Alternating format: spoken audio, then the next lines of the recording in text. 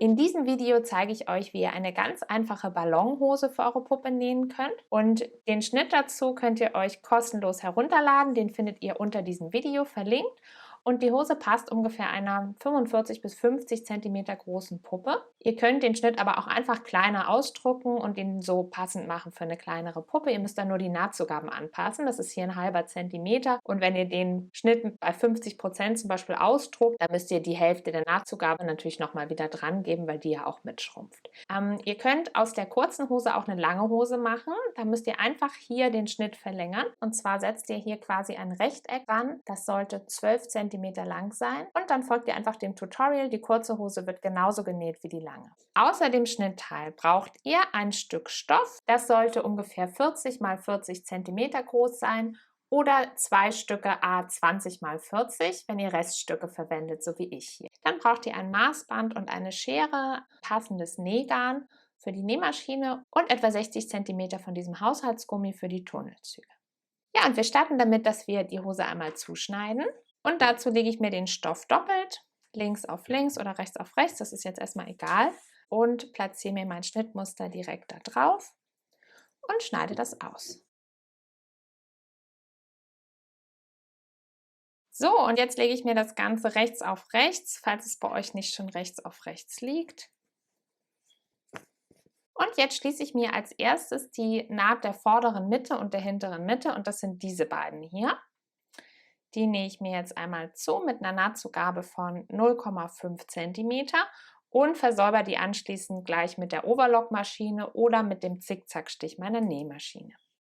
Ja, so schaut es jetzt aus und als nächstes nähen wir uns hier die Beinnähte und dazu müssen wir das einmal aufklappen und legen die vordere mittlere Naht auf die hintere mittlere Naht und jetzt schließe ich mir einmal diesen Bogen hier wieder mit 0,5 cm Nahtzugabe und versäubere den anschließend mit der Kettelmaschine oder der Nähmaschine. So, und nun ist unsere Grundhose schon fast fertig. Jetzt brauchen wir nur noch die Tunnelzüge nähen und dazu schlage ich mir hier oben meine Kante bei 0,5 cm ein und dann nochmal bei so 0,75 cm etwa und stecke mir die fest. Ihr könnt euch die auch umbügeln, wenn ihr möchtet, dann ist es noch leichter, das zu stecken.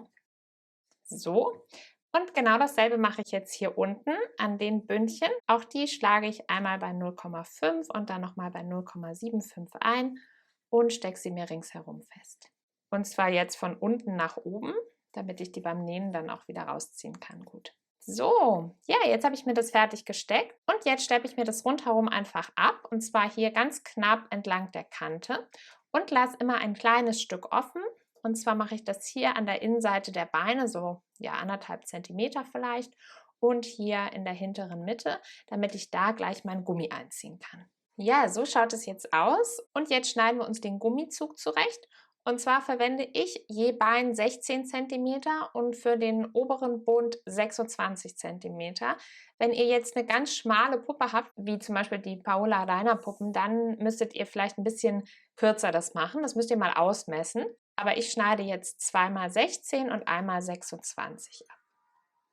Und jetzt, das habe ich am Anfang vergessen zu sagen, braucht ihr etwas zum Einfädeln. Ich habe hier so eine Einfädelnadel. Ihr könnt auch eine kleine Sicherheitsnadel nehmen oder einfach eine Stopfnadel zum Beispiel, wo das Öhr groß genug ist, dass dieses Gummiband reinpasst und dann könnt ihr die einfach mit dem stumpfen Ende zuerst durch den Tunnelzug schieben. So, und ich starte hier mit meinem einen Bein, nehme mir das Gummi auf die Nadel und schiebe das hier vorsichtig in den Tunnelzug rein. Passt auf, dass euch das Ende hier nicht wieder reinrutscht. Ihr könnt euch das sonst auch feststecken, kurz mit einer Stecknadel.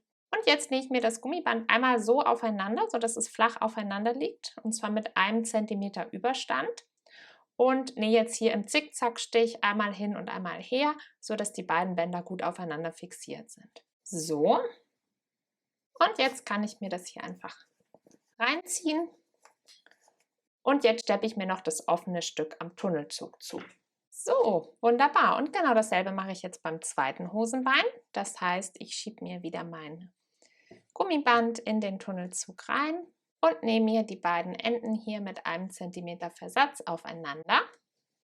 Ziehe mir das Gummi in den Tunnelzug rein und schließe mir das offene Stück am Tunnelzug.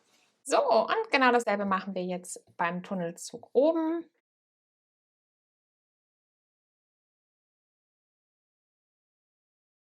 Und auch hier nähe ich mir das Gummiband wieder mit einem Zentimeter Versatz aufeinander. Ziehe mir das Gummiband dann in den Tunnelzug rein und schließe mir die offene Stelle am Tunnelzug. So, und damit ist unsere Ballonhose auch schon fertig. Wie gesagt, wenn ihr die lange Variante machen wollt, dann verlängert den Schnitt einfach an den Beinen und ansonsten näht ihr das genauso, wie wir die hier jetzt genäht haben. Ja, ich hoffe, es hat euch Spaß gemacht und wenn ihr noch weitere Puppenkleider nähen wollt, dann schaut gern in meinem Kanal, da gibt es noch mehr Tutorials und ansonsten sehen wir uns vielleicht ja nächste Woche.